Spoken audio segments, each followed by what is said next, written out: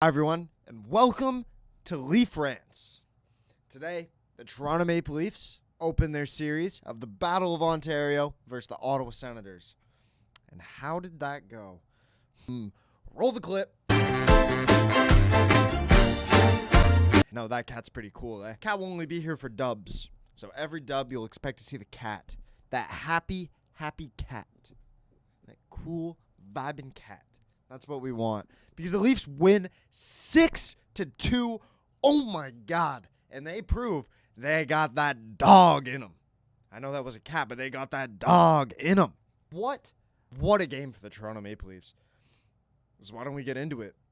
So going into it, Anthony Stolarz is the starter for the Leafs. Olmark's the starter for Ottawa. No shocks there. And the lines look exactly how you'd expect the lines to look. Nyes, Matthews, Marner, Domi, Tavares, Nylander, McMahon, Holmberg, Robertson, which is the third line, but it's honestly just the fourth line. I'll say it. And then Rants, Lawton, Yarncroke, which was a good line. But in the first, Scott Lawton's in the offensive zone, and he does a nice little stop-up on the line, still staying in the offensive zone to keep it onside, just waiting, finds OEL in the slot, and OEL scores to make it 1-0.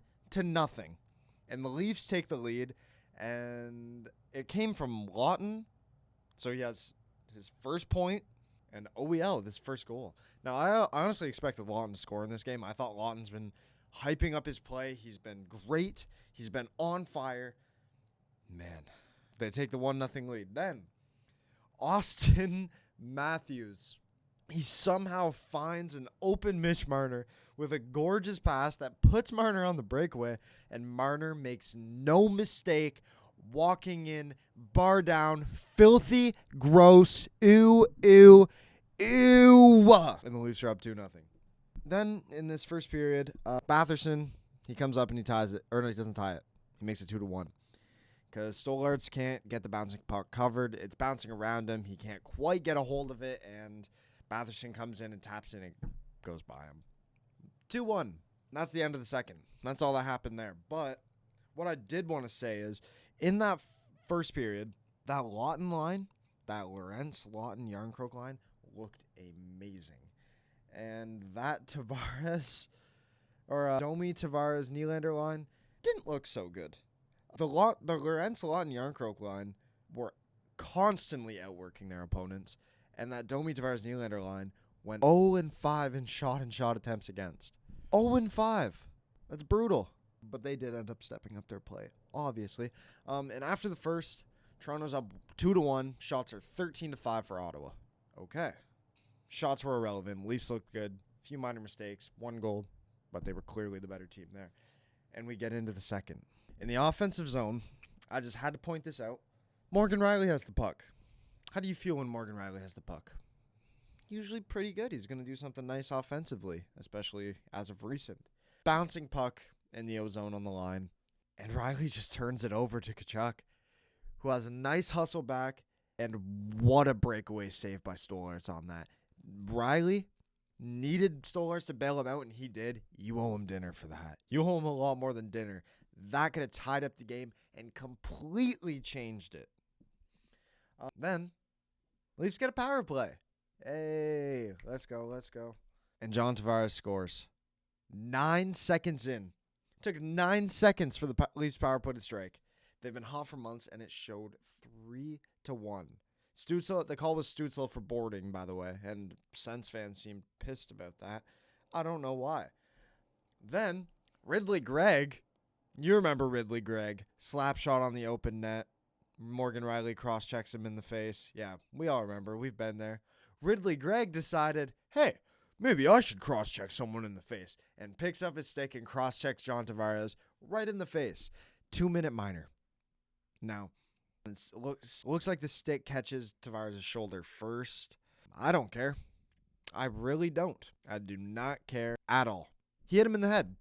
Didn't Rielly's also ride up the shoulder? I don't care. I don't think that Ridley Gregg's was as bad as Morgan Rielly's in any way, and I'm not trying to say that, and I'm not trying to sit here and complain as a Leafs fan. We won 6-2. So all I'm trying to say about this is Sens fans complaining about all the penalties in this game. I feel you, but honestly, go cry about it. I don't care. Go cry about it. Those are penalties. Do you know why they're penalties? Because you can't do that. That's why it's a penalty. Because it's illegal to do it in the game. What? Are we watching the same game?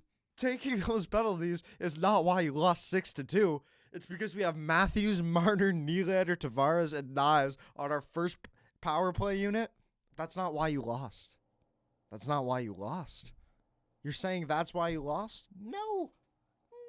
No, you lost because you did stupid things you didn't like because the ref screwed you over. Because you did illegal things that led to those 5 guys coming out and making you pay for it. But anyways, then Adam Gaudette decides to cross-check Austin Matthews. He did save a couple goals on Matthews there in front of the net. He tied him up. But then takes that, and he complained about that too. And William Nylander said, right off the next face-off, he looks at Austin Matthews wide open for a 1T, knowing Matthews just got cross-checked in the back. And he goes, cry about it. And he snipes the thing. And it's now 4-1, and everything's looking good. That was it for the second, but I thought Anthony Stolarz really stepped up his game for the second. He looked a little shaky in the first, just a little bit like he couldn't control pucks very well. They were just bouncing around. Like, that happens, but man, did he step up his game, not only for the second, but for the third. So let's break it down. The Leafs have had more power play goals in 28 minutes against the Sens than they managed to in the entire first round against Boston last spring. Also, Mitch Marner didn't have a multi-point game in last year's playoffs.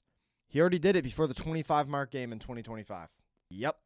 Also, the Leafs' top unit by expected goals tonight, their top defensive unit, who do you think that is? Probably Riley Carlo. Maybe McCabe Tanev. It was Benoit OEL. What the hell? I honestly, the couple games before the playoffs started, I was like, maybe you give Myers a run in there. Why not? They went with Benoit, and you know what? Craig, I'll admit, I was wrong. Benoit was the right call. You were right. Then Greg, in the third, he scores on a delayed call. The Leafs took a penalty, and he makes it count. Then Craig Berube calls the team to the bench. He has a little talk about it with them. Seconds later, Morgan Riley puts a puck on the net. And do you know why you put the puck on the net? Because you can score on it. And it finds a way. It tips off an Ottawa defender. And it finds a way to beat Ullmark. And it's 5-2. Let's just go to the next one. Sens take another penalty. Forget who, forget why. There was a lot of them tonight. Nyes makes it 6-2. Just stand in front of the net, doing what he does, using that big body. Matthew Nyes, I love that man. He has been great. I just wanted to point this out from David Pagnotta at the fourth period on Twitter. Greg almost went into the Leafs bench. Matthews grabbed his stick from him and broke it after Greg skated back to the Sens bench. Pretty crazy. I don't think I saw that go down on TV. But anyways, that's the game. It was a great game. The Leafs dominated, and they showed up on the scoreboard, which is something they just didn't do against Boston last year. I remember games where couldn't score more than 2 goals. They scored 6. Also, Mitch Marner last year's playoffs, 3 points in 7 games. Mitch Marner 2025 playoffs, 3 points in game 1. Bit of a difference there. The core 5 tonight, Marner 1 goal, 2 assists for 3 points. Nylander, 1 goal, 1 assist for 2 points. Tavares, 1 goal, 1 assist for 2 points. Austin Matthews, 2 assists, 2 points. And Matthew Nyes, the singular goal and 1 point. They showed up tonight. That's something they usually don't do in big games, and that's what we've been knocking them for the entire time, is can they show up? Do they have that ability to show up? What they did, and they were amazing. Game 2 is on Sunday. Or nope, that's not true. Game 2 is on Tuesday. Today is Sunday. I'm excited. I'm expecting a bit more of a pushback from the Leafs. Ullmark had a horrible game tonight. He did. So I'm expecting better from him. And I don't know. Ottawa looked like a team that hasn't played in the playoffs since 2017, I believe. The year 2017. I don't think they've played since 2017. No discipline. More concerned with physical play than generating chances. What was it? After 40 minutes of play, Tim Stützle had 8 hits? Why? What do you need to be out there hitting for? No idea. The lack of experience it showed for them, and that's why I'm expecting something different from game 2. Also, I genuinely just believe this Leafs team is a lot better than them, and I think them getting this matchup is brutal for Ottawa and great for the Leafs. And I think you just have to pan your attention onto that Florida series because I think we're moving on. This is the year. I'll be at game 3. That's gonna be sick to be in that playoff atmosphere. Also, what Nick Jensen did to Holmberg at the end of the game, come on. I won't say anything more about it. If you want to see it, look it up. But come on. They would have, Nazem Kadri would have got sent to the moon and released with no gear. They just would have kicked him out of the spaceship and he just would have popped. That's what they would have done to him for that. Watch it. It's bad. But anyways, thank you very much for watching. If you liked it, clicking makes me is pretty nice, and clicking subscribe that makes me feel pretty good. So thank you very much, and hope to see you for game 2.